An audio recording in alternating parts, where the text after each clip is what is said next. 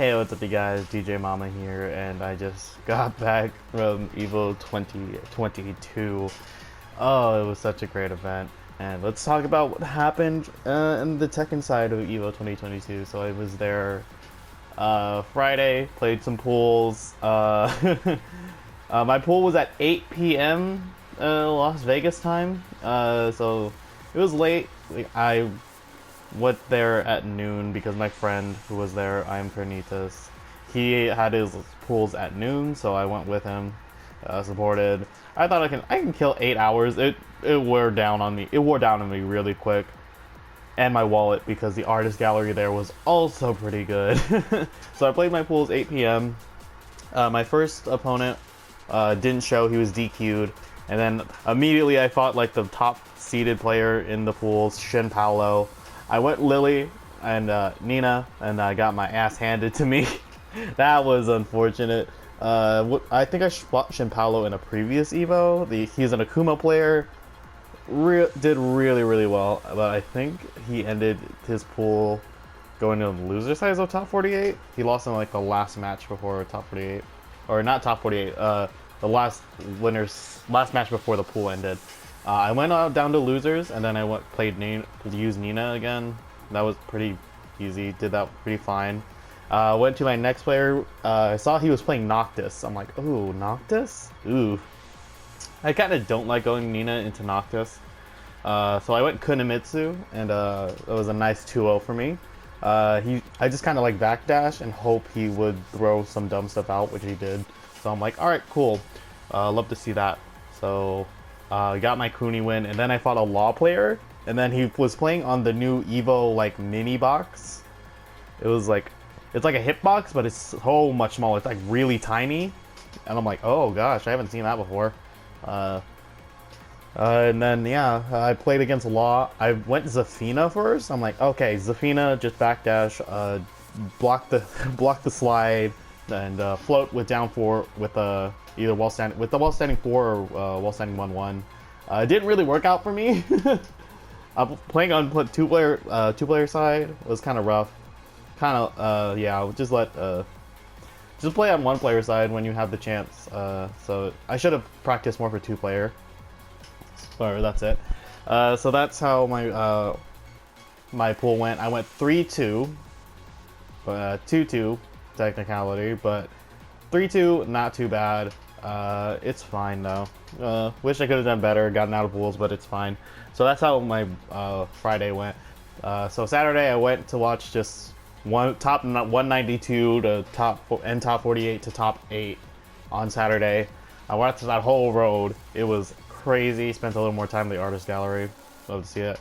And yeah, crazy top 8 finishes. It was rough to see Anakin not get top 8. That man is super good.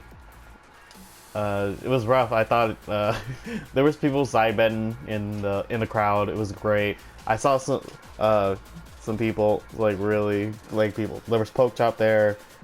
I saw his matches live. Really good. Rip was commentating, but I think he also played. But none of his matches were streamed on live on the Evo stream. But yeah, it was really great matches. Love to see it. And then of course I went to Sunday, and we'll talk about Knee. That man Knee was on another level that day. He wasn't like doing anything. He wasn't going forward. He was doing jab, back up, and doing like Kempo stab stuff. He was going crazy with the neutral. He was like, I'm ready to play the whole 60 seconds if I need to. And he was not approaching players like Fate Con with the geese. Oh my god, it was so crazy that if you made like 2 mistakes, you lost the round versus Con. It was so crazy. His execution was great. Arslan Ash playing, of course, out of his mind like always, but he still ended up with 3rd, which is slightly disappointing, but probably isn't even a disappointment, but it's just like crazy that he got 3rd. John Ding bringing out the Eddie. He didn't play Julio the whole top 8, but he did play some good Eddie versus, I think, Mellow Ill in losers. And that geese was also really good. Super Kuma ended up getting 5th too. I forgot who knocked him out. I think it was Arslan Ash, yeah. Oh yeah, he got knocked by FateCon in Winners Top 8 and then lost to Arslan Ash. And then we also had Rangchu, who brought out the Panda. Questionable decision, but whatever. And then I think... Who else was it? Mellow... Who am I missing? There was no Americans for top 8, which was very sad. Oh yeah, Pena. Pena versus Arslan Ash was unfortunate, you know, but he did make it really far for the lone Japanese to 2 Pakistani, 3 Koreans, and 1 Frenchman. I think it was 4 Koreans, actually. Yeah, it might have been that, but good stuff to Knee on his amazing victory. He played out of his mind. He was playing neutral. He was just backing up jabs when he needs to. He didn't enforce anything. He got all his punishes. He was playing so good. And of course, after that, we had a little trailer, the new teaser, and here is where it gets interesting. So, we see in the trailer or the video for Tekken 7 that it's going to be the Tekken World Finals is coming in Amsterdam, and we're getting a new balance update on the 17th of August. And on the 17th of August, it showed a balance trailer where we might get a Lili counter hit 4 combo. So as you see right now, it does 4-1 does nothing, and not even counter hit. This does anything. It gives you +7. And then 4-1 is, I don't think it's natural. Yeah, it's that stand guard all. So this is natural, but on block you can just duck it. So if you get hit, you can just, so yeah, this is natural, but I think you can duck. To crouch guard. Okay, never mind. I'm not gonna twist it. So 4-1. If you throw out 4 and blocks, you can duck, and it's sad. However, if Lili gets a magic 4, that means this becomes really threatening. So this on block. So any plus flame she has on block, this is now a threat. +3. You can't meet Domash. I guess you can like duck jab after it. But if I'm farther away, is it farther away? Yeah, if I'm a little farther, I'm +5. And duck jab's not gonna hit me from that far away. So 4-1 is becoming more threatening, even after Quarter Circle 4 3+4. Even with the pushback, we still there. And yeah, that's a Lili counter hit magic 4, kind of crazy. And we might have to commit to the 1 to get the full float, like Master Raven's 4-2 or Shaheen's 4-1 maybe. No, it's 4-2. So we might have to commit to 4-1, but that sounds pretty nice. It looked like the stun was also like Nina's Quarter Circle 4-4 or Julia's down 4-3, where it kind of gives a lot of fake advantage. But I'm fine with that. We're getting we might get a magic 4, but that's kind of nice to see. And we also have to talk about Miss Anna. Where is it? Where is it?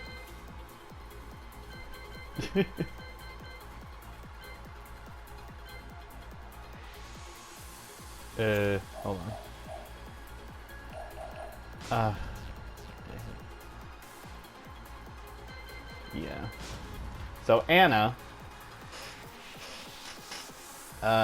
getting a weird change. I don't know how to feel about it. I really don't. So there we go. Okay. So Anna, her down forward 1, 2, 3 string looks like it launched. The last hit launches, and that's crazy to think about. So when I saw it a little bit, I saw Nina duck. So if you duck, you might get launched now. So if you duck down forward, the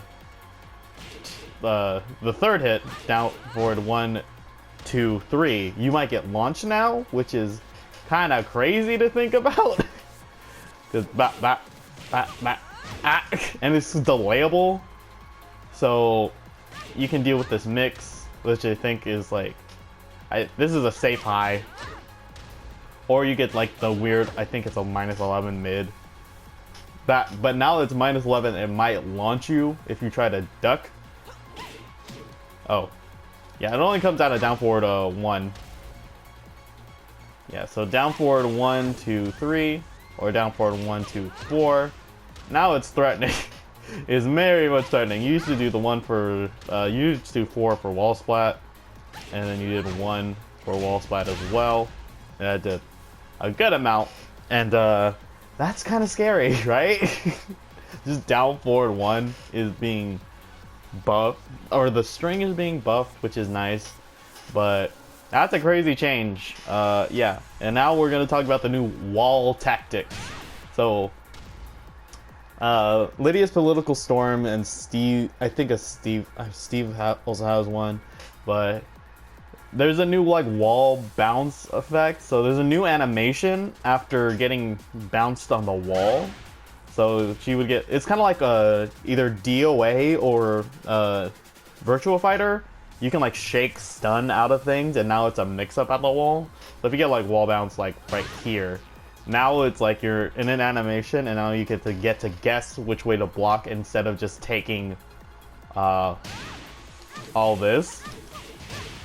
Okay, let me just put you back on this wall. Ma'am? Okay. You know what? Put you back there. There we go. So, yeah, and now you get to guess how to mix instead of taking like 1 billion damage. That's a lot. So, that's a new thing you love to see. So, let's see how this wall tactic is gonna be. We'll think about it.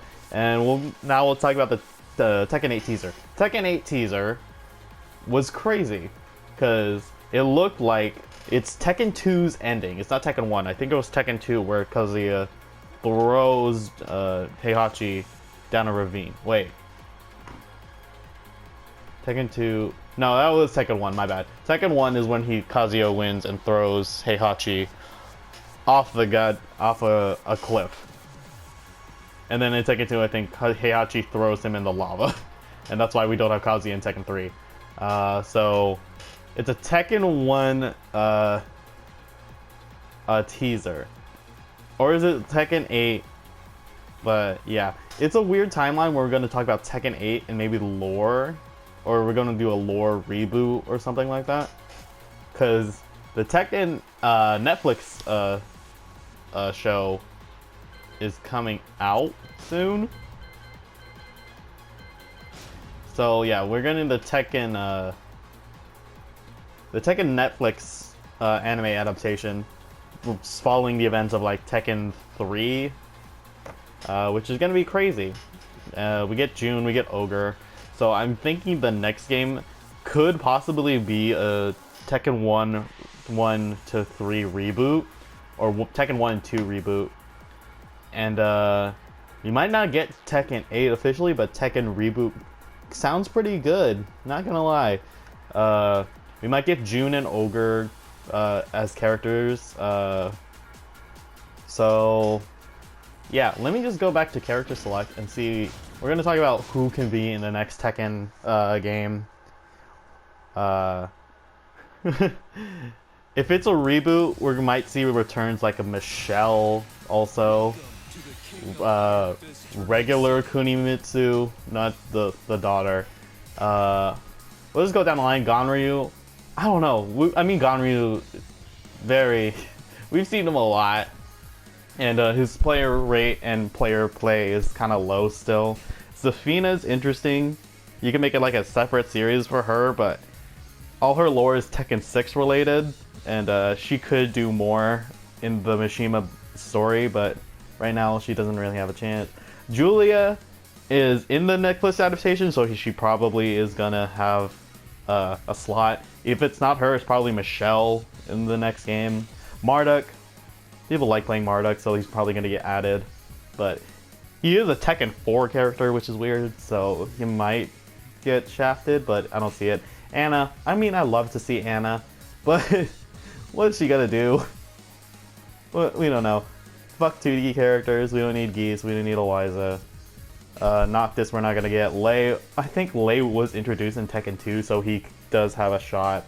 Armor King, people love seeing Armor King, so we're probably gonna have Armor King. Armor King's probably gonna be a mainstay because he's so popular. Sorry Negan. Leroy, we're probably gonna see Leroy. He's in the Netflix adaptation for the next game. And so next game is probably to get Leroy. Falk, I don't want to see Falk. Lydia, her playstyle's cool. I don't know what she does in Tekken's story at all. Master Raven, I think we're gonna have a Raven. That's like now mainstay of a playstyle or like play. That's fine. Nina, she's in the Netflix adaptation and she's been in every game. So yeah, we're probably gonna keep having Nina. Yoshi, base roster. Dragunov, probably base roster. His gameplay is just, you can't have a really Tekken now. He's been in since DR, like Lili. So he's a mainstay. Horong, I mean, probably, most likely, Netflix. Law. We didn't see Law in the Netflix adaptation, but I mean, how can we not have Tekken without the Bruce Lee representation? Shaheen, I don't think so. I don't think he had a big enough impact. Kuma, fuck TD. Kazuya, of course, we're getting Kazuya. Heihachi, I know Blasted Salami said something about we might have a Mecha Heihachi. Could be nice. Kazumi, I don't think we're having Kazumi. Is what it is. Lucky Chloe, probably not. We're gonna probably have Lily. Probably. Lars, yes, he's probably main stage. But if it's Tekken 8 Reboot, I don't think it's gonna be Lars. Xiaoyu, she's gonna be in there. Xiaoyu. A Jack, we're gonna have a Jack, yeah. Might be Gun Jack, maybe even a Prototype Jack, you never know. Lee's mainstay. I hope the Bears, like, now not, they take one slot instead of two. Eddie is kind of weird because it's Tekken 3 and that's where Eddie debuted. We're gonna have a Capo, and it's probably gonna be Eddie. Sorry, Christy fans, it's not gonna be Eddie. It's gonna be Eddie, not Christy. Fang was showed for a little bit in the anime adaptation, so we have a chance. Leo, very good, but it's questionable. At least if it's Tekken 8 Reboot, no. If it's Tekken 8, probably. Asuka, probably not in the reboot. I hope it's June in the reboot, but Asuka in Tekken 8, probably yes. Gigas, probably not. Claudio is actually gonna pretty much stay. He does kind of have some things in like Apache slot thing. He has some good scenes in there. Double Jin and Jin, yes. Katarina, no. Josie probably is gonna be Bruce. That's how Bruce said. He was in Tekken 2. I mean, you can do it. Paul, yeah. Steve is now a mainstay, even though he's a Tekken 4 character. We're probably gonna see him in the reboot, if it's Tekken reboot, or probably something of that order. King, we're having a King. Brian, yes. Tekken 3, gotta have him. Bob and Miguel are weird. It's probably one or the other. Honestly, if it's the reboot, obviously. I'm talking about if it's the reboot. Tekken 8, probably these two are coming along. But yeah, those are my thoughts. Harada, I thought Harada was gonna be more on stage. He didn't even go on stage. He was kind of just on the Twitch stream and in the commentator booth. But I hope he get more explanation, sometime more info, either later this winter or during winter, or obviously probably just during the World Finals in Amsterdam. So I hope you guys enjoyed. That was a lot of information and a lot of talking. My voice still hurts over the weekend, and hope to see you guys in the next one. Bye.